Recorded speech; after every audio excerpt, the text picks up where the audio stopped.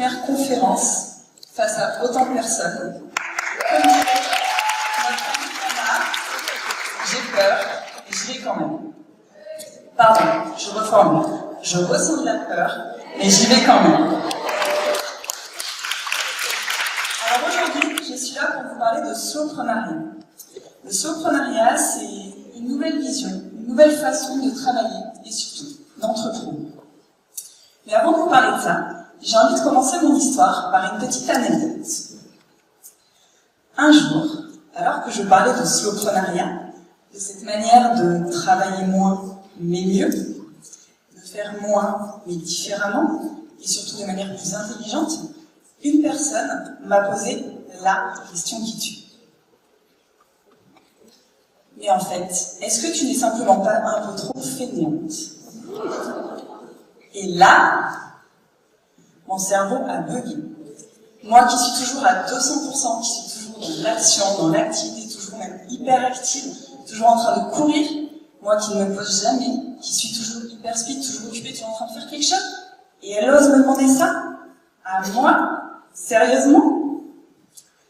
Naturellement, je vous laisse imaginer ma réponse.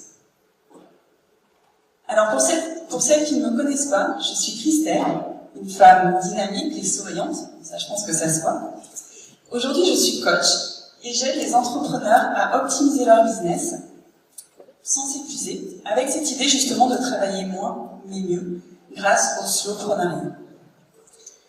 Ma mission, simplifier, aller à l'essentiel et automatiser, notamment grâce à un copilote business que j'ai créé, un outil magique clé en main spécial pour les entrepreneurs.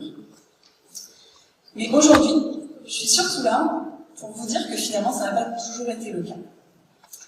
Auparavant, j'étais salariée dans une très grande entreprise pendant plus de 15 ans. Je pense que je suis de nature très investie et j'ai continué à m'investir encore plus, à me surinvestir toujours plus, jusqu'au joli burn-out. Je suis certaine que certaines d'entre vous connaissent bien ce sujet. Et donc, malgré ces quelques mois un petit peu compliqués, j'ai tout de suite su que finalement c'était un cadeau. Un cadeau qui m'a permis de comprendre que je n'étais pas sur le bon chemin. Un cadeau qui m'a décidé à quitter une entreprise à laquelle j'étais très attachée. 15 ans, ça crée des liens. Et du coup, j'ai quitté aussi le salariat pour oser me lancer. Me lancer avec des rêves plein la tête. Sauf que, dans mon histoire, il y a un sauf que, sinon il n'y aurait rien d'intéressant. J'ai osé me lancer dans l'entrepreneuriat alors que je n'y connaissais rien. Sauf que, très rapidement, je suis retombée dans mes travers. Donc j'ai continué à m'investir à fond, à dépenser beaucoup de temps, beaucoup d'énergie dans mon projet. Et mes semaines étaient devenues interminables.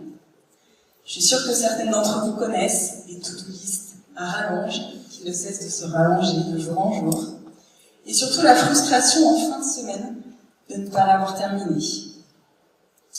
Et très rapidement, grâce à mon tracker de temps, j'ai vu que j'enchaînais les semaines à plus de 50 heures. Et là déjà, je sentais que ça coinçait.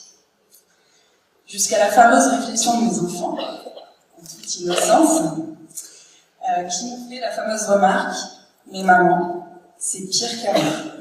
On te voit encore moins alors que tu travailles de la maison. » Et là, je peux vous dire que derrière un petit sourire, ça fait mal, surtout au cœur de maman.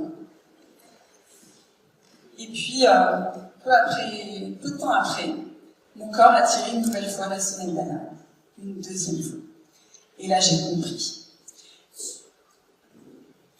J'ai surtout compris, et je crois même que c'est la première fois que j'ai ressenti que j'avais besoin de changement. Et au-delà de ça, c'est la première fois que j'ai ressenti cette sensation de slow, ce besoin de ralentir. Et ça, franchement, pour une hyperactive comme moi, je peux vous dire que c'était incroyable de ressentir ce besoin de ralentir. Et vraiment de faire une pause et de changer complètement. Et donc c'est grâce à ça que j'ai découvert et surtout adopté le slowpreneuriat. Travailler dur, travailler énormément, en faire toujours plus, ne pas compter ses heures quand on est entrepreneur. Ça vous parle tout ça? Toutes ces injonctions de la société qui sont quand même très ancrées chez nous. Et d'ailleurs, c'est un thème qu'on avait abordé avec Olivier Sautreau lors d'un podcast, un thème très intéressant. En fait, à quoi bon finalement être toujours à 200 à l'heure, toujours avancer, si on ne sait pas où on va vraiment? Pendant longtemps, j'ai cru qu'être une business girl, c'était le fait de ne jamais s'arrêter, de ne pas oser prendre des week-ends, de ne pas oser partir en vacances, et être sans cesse en activité, mais finalement, à quoi bon? Est-ce que finalement on s'arrête que lorsqu'on se sent épuisé, une fois que c'est trop tard? J'ai d'ailleurs envie de vous parler d'une statistique qui a été partagée par Alexandre Dana, le fondateur de Live Mentor, qui explique que selon lui, il y a à peu près 80% des entrepreneurs qui ont déjà connu ou qui vont connaître un burn-out au cours de leur carrière entrepreneuriale. Et si nous, aujourd'hui, on pouvait faire mentir ces statistiques, et si nous, justement, notre mission, c'était de se dire qu'en fait, on pouvait travailler autrement, travailler moins et de manière différente, ce serait intéressant. J'aime bien utiliser l'image du puzzle. Vous savez, parfois, quand on a une pièce dans la main, on peut chercher à la forcer pour qu'elle rentre. Ou alors, on peut simplement parfois prendre un temps, s'arrêter, prendre du recul et surtout pouvoir observer l'ensemble du puzzle pour trouver la pièce qui fait sens. Et en fait, souvent, c'est comme ça qu'on va avancer plus intelligemment. C'est arriver à prendre ce temps, voir la vision d'ensemble pour pouvoir mieux avancer. Et en fait, ça, à partir du moment où on arrive à l'appliquer dans son entreprise, et ben pour moi, c'est vraiment le fait qu'on a tout gagné. Pour moi, le surpreneuriat, c'est vraiment apporter une vision différente de l'entrepreneuriat. C'est apporter un souffle plus apaisant, un souffle nouveau. C'est même, je dirais, apporter une approche plus humaine et plus douce. Et on avance en fait à son rythme, en respectant ses valeurs, son bien-être et surtout en ayant un business qui nous ressemble. Je dirais même que le slowpreneuriat, c'est l'antidote au burn-out. Parce qu'il permet d'allier en fait l'épanouissement personnel, l'impact professionnel pour une vie plus équilibrée. Alors, pour aller à l'essentiel, parce que je peux vous en parler pendant longtemps, j'ai décidé de vous parler de 3 piliers principaux du slowpreneuriat. Le premier pilier, c'est le fait de privilégier la qualité à la quantité. Vous le savez, tout comme moi, c'est pas en cochant 15 ou 20 tâches dans la journée que finalement on avance réellement. En fait, là, l'idée, c'est vraiment de choisir ses priorités avec soin. Choisir ce qui va vraiment vous faire avancer. Choisir ce qui est vraiment important pour vous.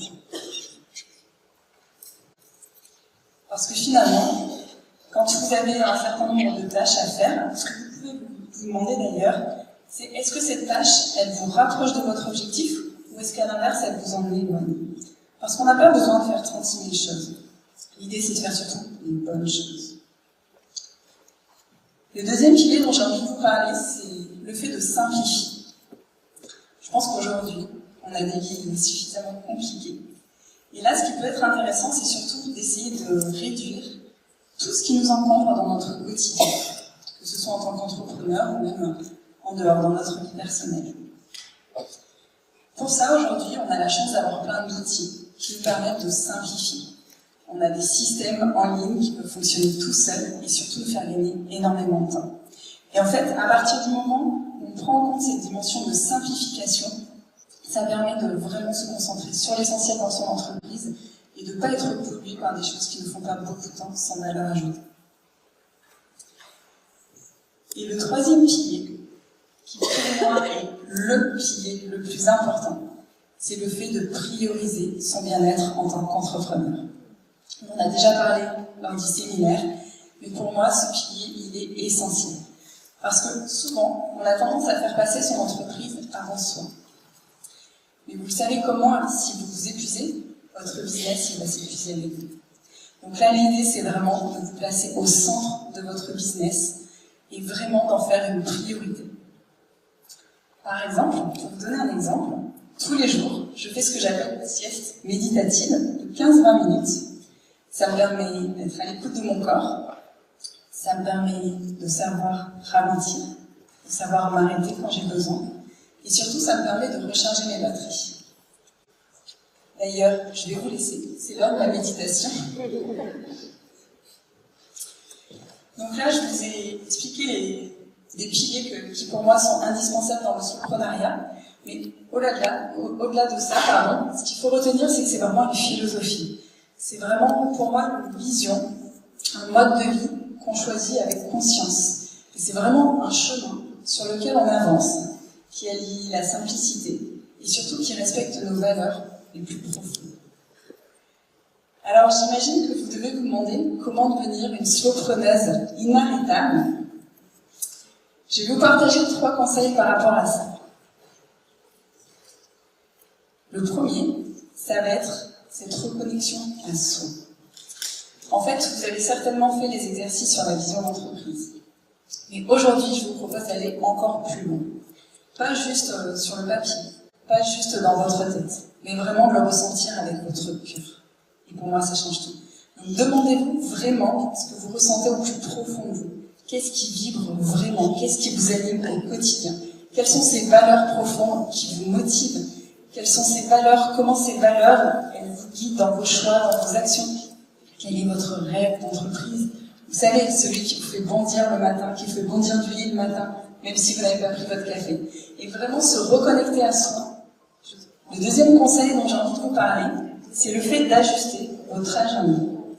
Ça peut paraître tout simple, mais une fois qu'on a eu cette reconnexion à soi, qu'on a une vision qui paraît plus claire, l'idée, ça va être d'organiser, d'ajuster et surtout d'alléger votre planning. Vous savez tout comme moi, souvent nos journées, elles sont remplies d'obligations, de tâches qui n'ont pas forcément de valeur réelle. Donc là, l'idée, c'est de supprimer tout ce qui n'est pas indispensable, de déléguer ou d'automatiser tout le reste, et surtout d'organiser votre agenda en fonction de votre énergie. Certains parleront de chronotype, de rythme ou d'énergie, peu importe. Mais en fait, ce qui est intéressant, c'est de commencer par faire un temps d'observation, peut-être sur une semaine, et voir comment vous réagissez, quels sont vos pics de concentration maximum, et vraiment d'organiser votre agenda en fonction de ça. Par exemple, moi je sais que je suis plus du matin, donc le matin c'est là où je vais placer mes projets les plus importants, mes tâches créatives. Et à l'inverse, l'après-midi, ou le lundi matin, parce que j'ai besoin d'un petit temps au démarrage, c'est là où je serai plutôt sur des tâches plus légères. Et en fait, en calant son agenda en fonction de son énergie, c'est comme ça qu'on travaillera moins et qu'on sera plus efficace. Et donc, le dernier conseil, l'ultime conseil, ça va être de ralentir. Savoir s'arrêter ou ralentir au bon moment. Alors ça paraît contre-intuitif, je sais, et pourtant, vous le savez tout autant que moi, c'est indispensable. Si on veut pouvoir tenir sur la durée, c'est vraiment essentiel de savoir ralentir. J'ai d'ailleurs envie de faire un parallèle avec le fameux youtubeur Inoxtag qui a décidé de gravir l'Everest. Et en fait, c'est exactement ce qu'il a fait. Il s'est posé, il a planifié les différentes étapes, il a planifié les différentes échéances, et il a avancé petit à petit. Et même lorsqu'il a escaladé l'Everest, il a su se reposer, faire des pauses, notamment dans les camps de base, pour pouvoir franchir le palier suivant. Et en fait, c'est exactement ça qu'il faut faire au niveau de votre entreprise. Si vous voulez pouvoir tenir sur la durée, c'est savoir ralentir pour mieux avancer. Bon, je me rends compte que j'ai beaucoup parlé. Je vais bientôt m'arrêter. Mais juste avant, j'aimerais qu'on revienne sur la toute première question que je vous ai posée, qu'on m'a posée, en me demandant si j'étais fainéante.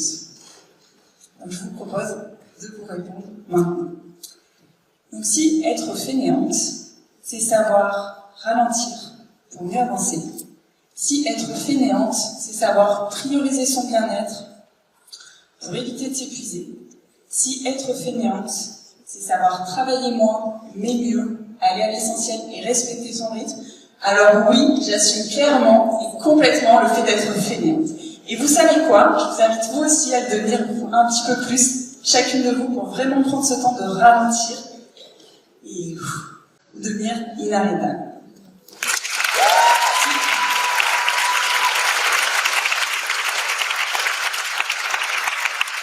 Si vous avez une seule chose à retenir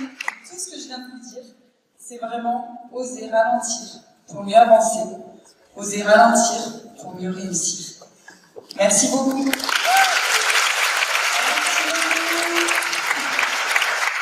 Vas-y, sur scène, tu veux que je l'appelle? Sinon, je te prends, toi. En mode selfie. Allez, vas-y. Alors du coup, je voulais juste faire une petite photo pour ancrer ce souvenir parce que franchement, c'est une énorme sortie de zone de confort pour moi. J'ai juste envie de vous demander qui parmi vous veut être une slow-preneuse puissante et inarrêtable. Attention. Tu veux que je lève ce micro? Attention. Qui parmi vous